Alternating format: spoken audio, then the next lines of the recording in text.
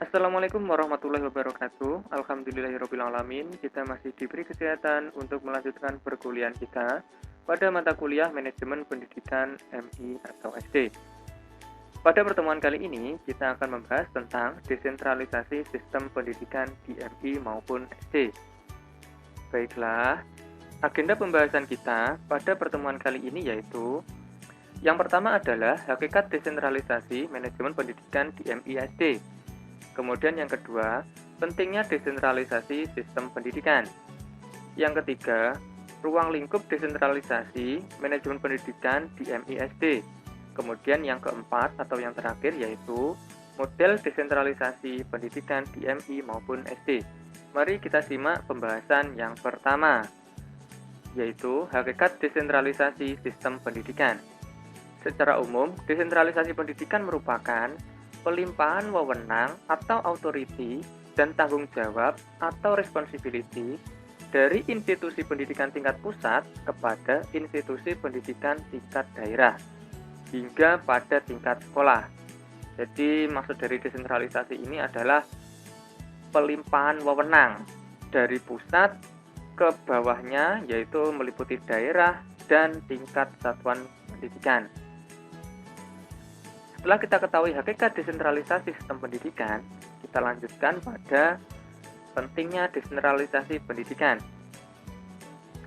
Nah, kenapa desentralisasi ini perlu dilakukan? Alasan yang pertama yaitu karena mendorong terjadinya partisipasi dari bawah secara lebih luas, sehingga ide-ide itu muncul bukan dari atas saja, melainkan dari lapangan juga, yaitu dari lembaga-lembaga pendidikan. Kemudian yang kedua yaitu mengakomodasi terwujudnya prinsip demokrasi. Nah, agar demokrasi ini berjalan, maka desentralisasi pendidikan ini perlu dilaksanakan. Kemudian mengurangi biaya akibat alur birokrasi yang panjang sehingga dapat meningkatkan efisiensi. Di sini alasannya karena kita bisa memangkas anggaran agar anggaran pendidikan tidak terlalu banyak dikeluarkan. Kemudian memberi peluang untuk memanfaatkan potensi daerah secara optimal. Nah, di sini sangat penting karena setiap daerah di Indonesia itu mempunyai banyak kearifan-kearifan lokal yang perlu untuk digali dan dipelajari. Kemudian yang keempat yaitu untuk mengakomodasi kepentingan politik. Dan yang kelima yaitu mendorong peningkatan kualitas siswa yang lebih kompetitif. Karena dengan kebijakan yang berbeda di masing-masing lembaga atau di masing-masing wilayah, maka masing-masing daerah atau lembaga tersebut akan fastabiqul khairat atau berlomba-lomba dalam kebaikan, sehingga nanti efeknya pada peningkatan kualitas siswa. Kemudian kita lanjut pada ruang lingkup desentralisasi manajemen pendidikan di MI SD. Ruang lingkup yang pertama yaitu meliputi perundang-undangan pendidikan. Yang kedua adalah organisasi kelembagaan pendidikan. Kemudian ruang lingkup yang ketiga yaitu manajemen kurikulum pendidikan. Dan yang keempat adalah manajemen tenaga kependidikan. Yang kelima yaitu manajemen pembiayaan pendidikan. Dan yang keenam adalah manajemen sarana dan prasarana.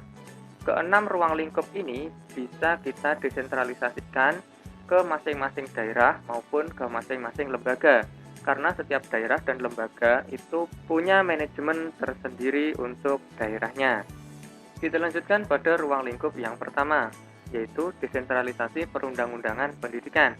Nah, keberhasilan dalam desentralisasi manajemen pendidikan sangat tergantung pada dukungan peraturan perundang-undangan. Peraturan perundang-undangan tersebut terdiri dari dua sumber. Yang pertama yaitu komitmen politik yang bersumber dari amanat rakyat, yang meliputi komitmen internal, yaitu berkaitan dengan segala aktivitas pemenuhan kebutuhan, keinginan, dan harapan rakyat untuk kesejahteraan. Dan yang kedua yaitu meliputi eksternal, yaitu berkaitan dengan segala aktivitas masyarakat dan bangsa dalam peraturan global. Yang kedua yaitu political will atau kemauan politik. Nah, kemauan ini berbeda dengan komitmen. Kemauan politik ini harus bersifat nyata dan teratur atau konkret dan konsisten. Kita lanjut pada ruang lingkup desentralisasi organisasi kelembagaan pendidikan.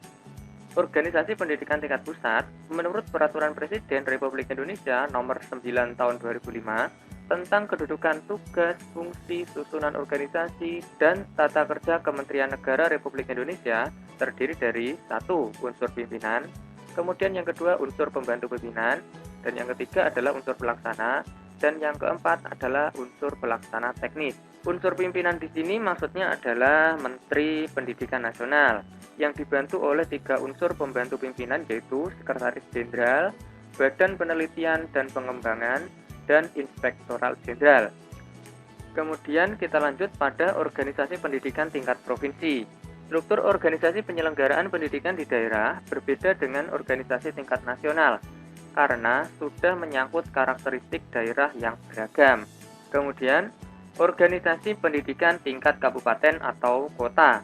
Perubahan struktur organisasi pemerintahan pada tingkat kabupaten atau kota turut pula mempengaruhi struktur organisasi pendidikan. Bentuknya sangat bervariasi tergantung aspirasi, bidang harapan, dan kebutuhan masing-masing daerah, kabupaten atau kota yang bersangkutan. Struktur organisasi pendidikan tingkat satuan pendidikan. Jadi ini sudah menuju ke satuan pendidikan. Struktur organisasi pendidikan pada tingkat satuan pendidikan lebih bervariasi lagi karena besar kecilnya, luas sempitnya, dan banyak sedikitnya unit-unit organisasi ditentukan oleh bidang garapan manajemen dan karakteristik organisasi satuan pendidikan itu sendiri. Jadi, struktur organisasi di satu lembaga dengan lembaga lain itu pasti berbeda atau tidak sama. Contohnya saja pada struktur organisasi sekolah swasta dan sekolah negeri. Contohnya lagi struktur organisasi dari sekolah dasar dan madrasah ibtidaiyah. Contohnya lagi, kalau kita melihat ke atas lagi, kita bisa membedakan bahwa struktur organisasi sekolah kejuruan itu berbeda dengan struktur organisasi madrasah aliyah maupun sekolah menengah atas. Nah, di sini fungsi dari desentralisasi organisasi lembaga kependidikan. Jadi dipasrahkan ke satuan pendidikan untuk menentukan mana yang baik untuk lembaganya. Kita lanjut pada ruang lingkup desentralisasi manajemen kurikulum pendidikan. Desentralisasi manajemen kurikulum berkenaan dengan kemampuan daerah dalam aspek relevansi, yaitu sesuai apa tidak kurikulum itu diterapkan pada suatu daerah tersebut. Nah, sehingga di sini saya tuliskan masalah dan alternatif. Di sini saya tuliskan pada bagian relevansi pendidikan ini ada permasalahan dan alternatif. Nah, permasalahan relevansi pendidikan selama ini diarahkan pada kurangnya kepercayaan pemerintah pada daerah untuk menata sistem pendidikannya. Nah, sehingga situasi ini memicu terciptanya pengangguran lulusan akibat tidak relevannya kurikulum dengan kondisi daerah. Karena itu, desentralisasi kurikulum menjadi alternatif yang harus dilakukan. Kemudian aspek manajemen kurikulum, yaitu maksudnya adalah dari manajemen kurikulum itu ada 3 unsur manajemen yang berpengaruh pada kurikulum tersebut, yaitu yang pertama adalah kelembagaan pemerintah, kemudian kelembagaan masyarakat, dan kelembagaan swasta. Kemudian untuk penetapan kurikulum itu berdasarkan minat dan bakat peserta didik. Kemudian yang kedua adalah potensi wilayah atau sumber daya alam, ekonomi, pariwisata, dan sosial budaya masing-masing daerah. Kemudian sektor usaha. Nah, usaha UMKM atau usaha yang paling menonjol di daerah tersebut seperti apa, maka kurikulum yang diberikan disisipkan sedikit kearifan-kearifan lokal yang ada di wilayah tersebut. Kemudian peningkatan kompetensi disesuaikan dengan kondisi daerahnya. Kemudian jenis keterampilan yang ditetapkan oleh pengelola. Kemudian bobot muatan kurikulum itu dibedakan menjadi 3 hal, yaitu yang pertama adalah mendasar, yang kedua adalah kuat, dan yang ketiga adalah luas. Mendasar di sini maksudnya adalah terkait dengan pemberian kemampuan dalam upaya memenuhi kebutuhan mendasar peserta didik sebagai individu maupun anggota masyarakat. Kemudian kuat dalam arti terkait dengan isi dan proses pembelajaran atau penyiapan peserta didik untuk menguasai pengetahuan, sikap, dan keterampilan yang kuat, sehingga memiliki kemampuan untuk mandiri dalam meningkatkan kualitas pemenuhan kebutuhan dasarnya. Dan yang ketiga yaitu luas. Hal ini terkait dengan pemanfaatan dan pendayagunaan potensi dan peluang tersebut didaya gunakan baik pada saat proses pembelajaran maupun pada saat penerapan hasil pembelajaran. Kemudian kita lanjut pada ruang lingkup lainnya, yaitu di sini adalah desentralisasi manajemen tenaga kependidikan. Dalam manajemen tenaga kependidikan, individu maupun organisasi dituntut dapat hidup secara jujur, kreatif, responsif, inovatif, dan transparan. Jujur di sini karena setiap individu dalam organisasi mempunyai moralitas, agama, dan keyakinan serta komitmen. Kreatif karena individu dan organisasi harus mencari cara terbaik untuk dapat survive dalam usahanya bersaing dengan individu dan organisasi lainnya. Maksudnya survive di sini adalah menjaga eksistensinya. Kemudian selanjutnya yaitu responsif. Nah, agar mendapatkan sumber daya yang terbaik dan memadai.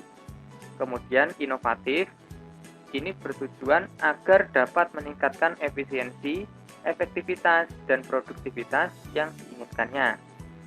Kemudian transparan, karena apa yang kita lakukan semua harus dipertanggungjawabkan. Kita lanjut pada ruang lingkup selanjutnya, yaitu desentralisasi manajemen pembiayaan pendidikan. Pendidikan, di samping mempunyai manfaat ekonomi, juga mempunyai manfaat sosial psikologis yang sulit dianalisis secara ekonomi. Nah, di sini pendekatan ekonomi dalam pendidikan meliputi investasi SDM, kemudian social demand atau permintaan sosial, kemudian rate of return, yaitu tingkat pengembalian. Selain itu, pendekatan ekonomi dalam menganalisis pendidikan memberikan kontribusi sekurang-kurangnya dalam dua hal, yaitu yang pertama adalah efektivitas dan efisiensi. Efektivitas ini maksudnya adalah menggunakan biaya yang dimanfaatkan untuk mencapai tujuan-tujuan pendidikan. Nah, kemudian efisiensi, maksudnya adalah perbandingan hasil dengan sejumlah pengorbanan yang telah diberikan. Dalam hal ini adalah pembiayaan. Selanjutnya, kita masuk pada ruang lingkup desentralisasi manajemen sarana dan prasarana. Nah, permasalahan-permasalahan yang menyangkut fasilitas pendidikan ini erat kaitannya dengan kondisi tanah, bangunan, dan perabot yang menjadi penunjang terlaksananya proses pendidikan. Nah, di sini ada 4 konsep aspek sarana dan prasarana. Yang pertama yaitu konsep umum standarisasi mutu sarana dan prasarana pendidikan. Nah, kemudian konsep manajemen sarana dan prasarana pendidikan. Kemudian konsep yang ketiga yaitu inventarisasi sarana dan prasarana pendidikan. Kemudian konsep yang keempat adalah pengembangan dan inovasi sarana dan prasarana pendidikan. Inovasi sarana dan prasarana harus mengacu pada tupoksi lembaga dan peraturan perundangan yang berlaku, yaitu Undang-Undang Standar Pendidikan Nasional Nomor 20 Tahun 2003 dan Standar Nasional Pendidikan PP Nomor 19 Tahun 2005 yang berkaitan dengan kriteria minimal tentang ruang belajar, tempat olahraga, tempat ibadah, perpustakaan, laboratorium, bengkel kerja, tempat bermain, tempat rekreasi, serta sumber belajar lainnya yang diperlukan untuk menunjang proses pembelajaran. Kemudian kita lanjut pada model desentralisasi pendidikan di MI maupun SD. Di sini ada 3 model. Yang pertama adalah desentralisasi parsial, yaitu memiliki azas perimbangan pengelolaan pendidikan dasar dan menengah, baik pada tingkat pusat, provinsi, maupun daerah, tingkat kabupaten maupun kota. Kemudian desentralisasi asimetris, yaitu memiliki ciri dengan pengelolaan serta penyelenggaraan pendidikan dasar dan menengah disesuaikan kebutuhan daerah masing-masing. Pada desentralisasi asimetris ini sudah mulai memberikan kepercayaan pada daerah masing-masing. Kemudian pada desentralisasi provinsi, di sini memiliki kesimpulan penyelenggaraan pendidikan dasar dan menengah ada pada kewenangan tingkat provinsi. Jadi masing-masing provinsi itu diberikan kewenangan sendiri mengatur pendidikan di daerahnya. Baiklah, sekian dulu penjelasan kita kali ini. Jika ada pertanyaan, tanggapan, ataupun saran, bisa tuliskan di kolom komentar. Nanti kita akan bahas lebih dalam di sana. Terima kasih telah menyimak penjelasan ini dari awal hingga akhir. Semoga pandemi COVID-19 di negara kita segera berakhir dan kita bisa beraktivitas secara normal. Sampai jumpa pada pertemuan selanjutnya. Kurang lebihnya mohon maaf. Wassalamualaikum warahmatullahi wabarakatuh.